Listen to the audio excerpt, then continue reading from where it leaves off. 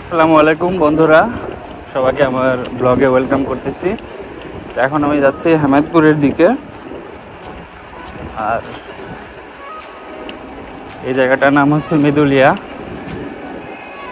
এখন মেদুলিয়া ব্রিজটা ক্রস করলাম, সামনে আছে ডাবল ব্রিজ। এই রাস্তাটা মানে সত্যি অসাধারণ, মানে এরকম কোনো ভাঙ্গাচোরা নাই, রাইড করে খুব ভালো লাগে।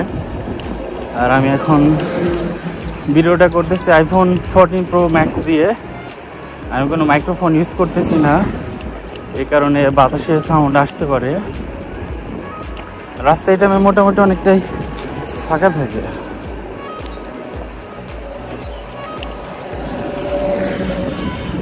আর এই রাস্তা প্রথমে অনেকটাই মানে প্রশস্ততা ওরকম ছিল না, অনেকটা ছোট সাইজের রাস্তা ছিল।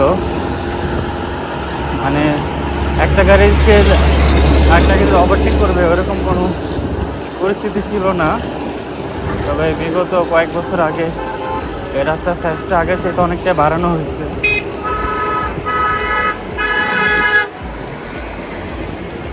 আমাদের রোডে মানে এইসব অটো গাড়ি বেশি থাকে, এইটাই। আর চারপাশ দিয়ে এখন নতুন নতুন মার্কেট হবে, এই জন্য বালি দিয়ে সব কিছু ভরাট করা হইতেছে।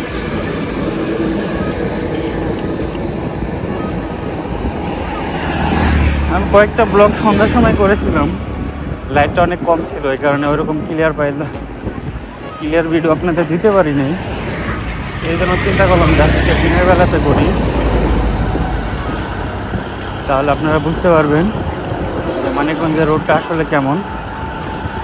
এখন যে রোড দিয়ে আমি রাইড করতেছি এটা হচ্ছে সিঙ্গারের রোড। রোডটা খুবই চমৎকার।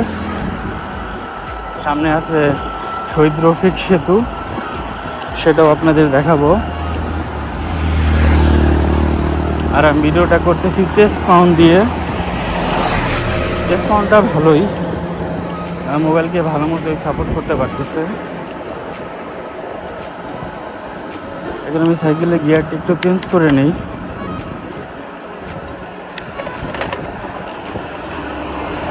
এই তো এখন ভালো স্পিডে চালাইতেছি। হেমায়তপুর এখান থেকে 6 কিলোমিটার।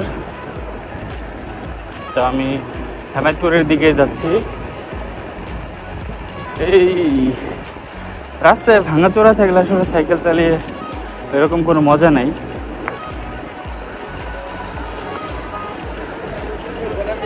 এমনিতে মেজাজটা একটু গরম হয়ে আছে, কারণ একটু আগে আমাদের গ্রামের যে রাস্তা আছে সেখানে একটা ট্রাক মানে ভালো নিয়ে আসছে।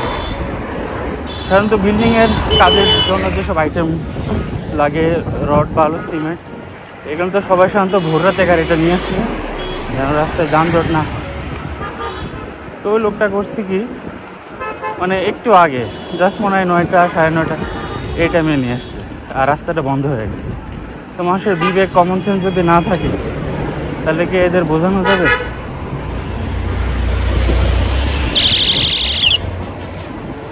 রে ভাই, একটা সাইড দিয়ে যাবো।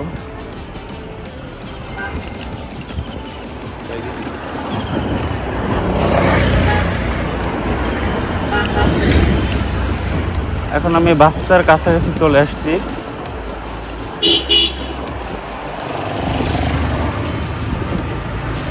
বাস্তাতে সবসময় যানজট লেগেই থাকে।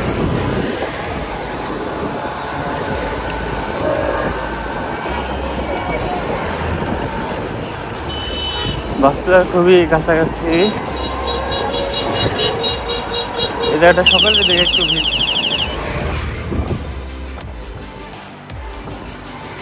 বাস্তা বাজারটা আগের চেয়ে অনেকটা উন্নত হয়ে গেছে। আগে সব কিছু পাওয়া যেত না, এখন প্রয়োজনীয় মোটামুটি অনেক কিছুই পাওয়া যায়। অনেকগুলো ফার্মেসির দোকানও আছে। একটু সামনে যাই।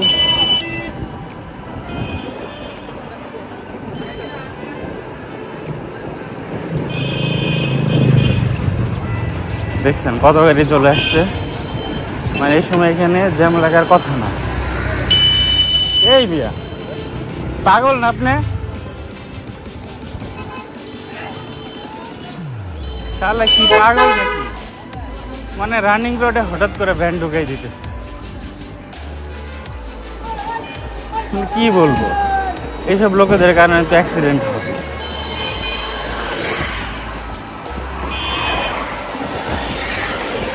মানে অ্যাক্সিডেন্ট অনেক সময় দেখা গেছে যে আপনি না চাইতে হয়ে যায়, এতে এই সমস্ত পাগল ছাগলের কারণে। মানে কোন একটা গাড়ি রানিং আছে কি না আছে ওটা না দেখেই সে গাড়ি ঢুকাই দিছে।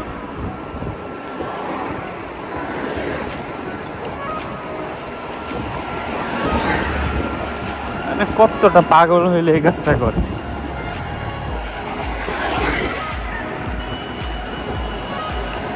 লাগলে লোকটাকে একদম দেখাই দিত। যাই হোক, আল্লাহর রহমতে কোনো বিপদ হয় নাই, কিন্তু হইতে পারতো। আমার তো সাইকেল, এখানে আমি হঠাৎ মুভ করে ফেলছি, কিন্তু অন্য কোনো গাড়ি হইলে ওই সময় ব্রেক ধরাটা ওটা মানে কি একটা পরিস্থিতি।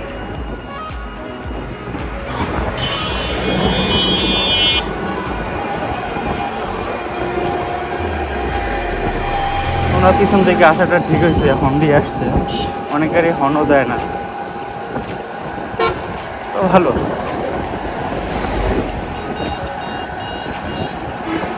সামনে হচ্ছে বিনাডাঙ্গি বাজার, আর এই সাইড দিয়ে সাধারণত অনেক কাঠের কাজ বেশি করা হয়। বিনাডাঙ্গির কাছাকাছি চলে আসছি।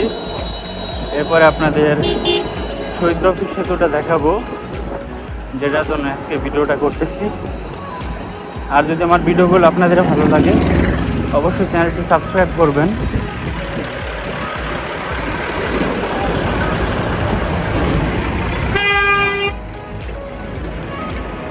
আমিও একটু যাই রে ভাই, একটু জায়গা দে।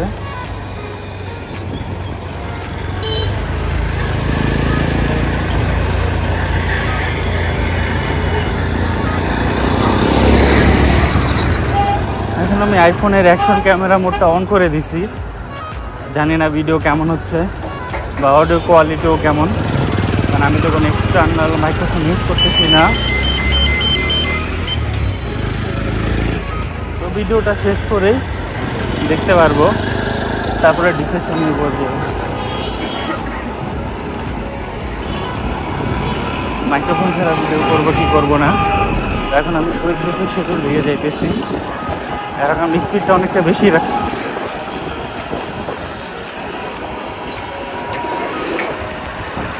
আমি এখন চালাইতেছি কর্নিউ 600, আর এটা কিন্তু প্রচুর স্পিড।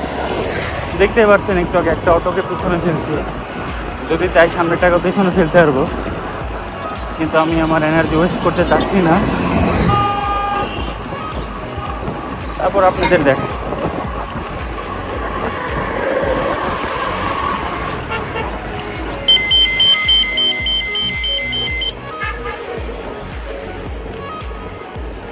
দেখলেন তো এটা পাওয়ারটা কীরকম।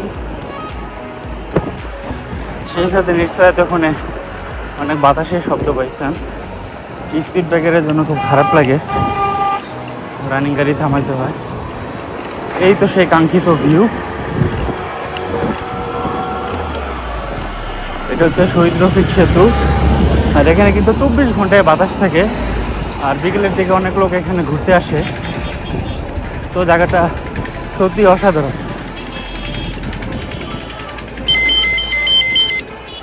আপনাদের হাতে যদি সময় থাকে তাহলে এই ব্রিজে এসে ঘুরে যেতে পারে, ভালো লাগবে।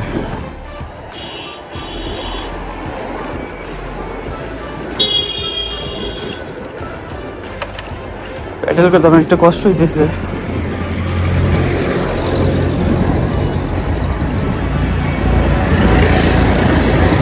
এই ব্রিজটা দেখাবো বলেই মূলত এখানে আসা।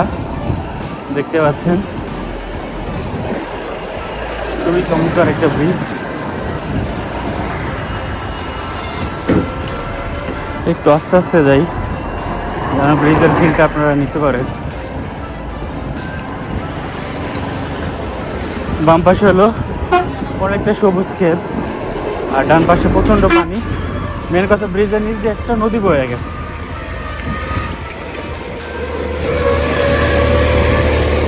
এই জন্য একটা ভিউটা অস্থির লাগে। কতটুকু আপনাদের দেখাইতে পারতেছি আসলে বুঝতে পারতেছি না, কারণ চেস্ট মাউন্ট হওয়ার কারণে আমার ক্যামেরার মুভমেন্ট আমি সব দিক করাইতে পারি না। হেলমেটে যদি সেট করতে পারতাম তাহলে দেখাইতে পারতাম। আমি একটু ক্লান্ত হয়ে গেছি, কথা বলতে অনেকটা কষ্ট হচ্ছে।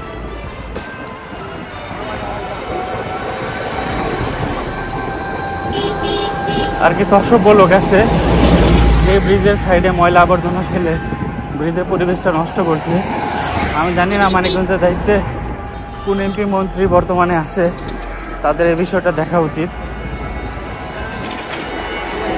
কারণ পরিবেশ দূষিত হলে সেখান থেকে আমাদের জমি জমা যেগুলো আছে সেখানে তার উৎপাদন কমে যায়, তারপরে মশা সহ অন্যান্য অনেক কীট পতঙ্গের তৈরি হয়। তো আমরা যদি পরিবেশটা পরিষ্কার রাখতে পারি তাহলে কিন্তু আমাদের পরিবেশকে সেভ করতে পারবো।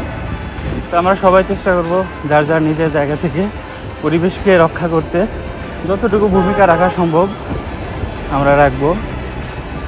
আপনারা আমার সাথে আশা করি একমত হবেন। গাছ আমাদের খুবই গুরুত্বপূর্ণ একটা জিনিস। অক্সিজেন ছাড়া আমরা পৃথিবীতে সার্ভাইভ করতে পারবো না। তো একটা গাছ কাটলে অবশ্যই গাছ লাগাবেন, কারণ পৃথিবীর টেম্পারেচার দিনের পর দিন বেড়ে যাচ্ছে বিভিন্ন ইন্ডাস্ট্রিজের কারণে। আর কার্বন ডাইঅক্সাইড বেশি পরিমাণ হলে সেটা আমাদের পৃথিবীতে জমে থাকা যেসব বরফ আছে এগুলোকে গলিয়ে ফেলে, ফলে সমুদ্রের উচ্চতা বৃদ্ধি পায় এবং নানা ধরনের প্রাকৃতিক দুর্যোগের সৃষ্টি হয়। তো অবশ্যই আমাদের কার্বন ডাইঅক্সাইডকে নিয়ন্ত্রণে রাখতে হলে আমাদের গাছ লাগাতে হবে এবং যেসব ইন্ডাস্ট্রিজ বেস যেসব শিল্প প্রতিষ্ঠান আছে সেগুলোর সংখ্যা কমিয়ে অল্টারনেটিভ কোনো ওয়েতে পরিবেশকে সেভ করতে হবে। আগে এই জায়গাটার কথা খুবই মনে পড়তো, এখনও মনে পড়ে বেশি, কারণ এখান থেকে অবৈধভাবে আগে টল নেওয়া হতো। কারণ এই ব্রিজটা করা হয়ে গেছে না হলেও কমপক্ষে 20 থেকে 25 বছর হয়ে গেছে, তারপরে সবসময় টল আদায় করতো। আরে ভাই এই ব্রিজ করতে কয় কোটি টাকা লাগছে, ধরলাম 50 কোটি লাগছে, ওই 20-25 বছরে তো এই টাকাগুলো উঠানো হয়ে গেছে। পরবর্তীতে আমাদের ছাত্র আন্দোলনের মাধ্যমে এইসব অবৈধ দখলদার যারা আছে, যারা বিভিন্ন শিক্ষা প্রতিষ্ঠান বা বিভিন্ন বাস স্ট্যান্ড যারা দখল করে চাঁদা আদায় করতো, তাদেরকে আমরা উচ্ছেদ করে দিছি। তো এটা অবশ্যই আমাদের ইয়াং প্রজন্মের কাছে আমরা অনেকটা ঋণী। কথা একটু কম বলি এখানে। তো যে বিষয়টা বলতেছিলাম, আমরা অবশ্যই তাদের কাছে ঋণী, তাদের অবদান আমরা বুঝতে পারবো না। তারা কতটা সাহসী ছিল আপনারা সবাই জানেন।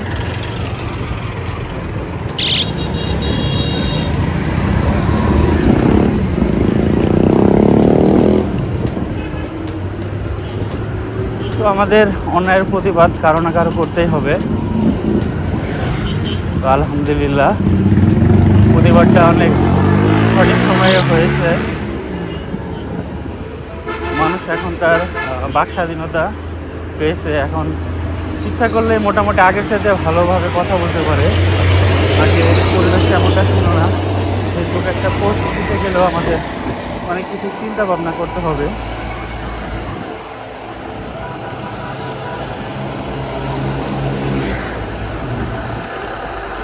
তো আমি আমার গন্তব্যে প্রায় চলে আসছি।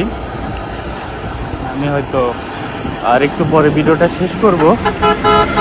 তো আপনারা এতক্ষণ যারা সঙ্গে ছিলেন তারা ভালো থাকবেন, সুস্থ থাকবেন, আর আমাকে বেশি বেশি সাপোর্ট করবেন।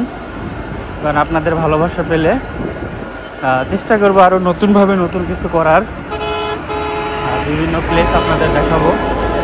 তো সামনে হচ্ছে পদ্মার মোড়। পদ্মার মোড়ের পরে রাস্তাটা খুব একটা ভালো না, এই জন্য আমি ভিডিওটা এখনই শেষ করে দিব। তো এতক্ষণ সঙ্গে থাকার জন্য সবাইকে ধন্যবাদ। আপনারা ভালো থাকবেন, সুস্থ থাকবেন, নিজের শরীরের যত্ন নেবেন। আর 24 ঘন্টার মধ্যে সবসময় চেষ্টা করবেন 1 ঘন্টা নিজেকে সময় দেওয়ার জন্য। কারণ 1 ঘন্টা যদি দিতে না পারেন তাহলে আপনি বিভিন্ন ধরনের রোগে আক্রান্ত হবেন।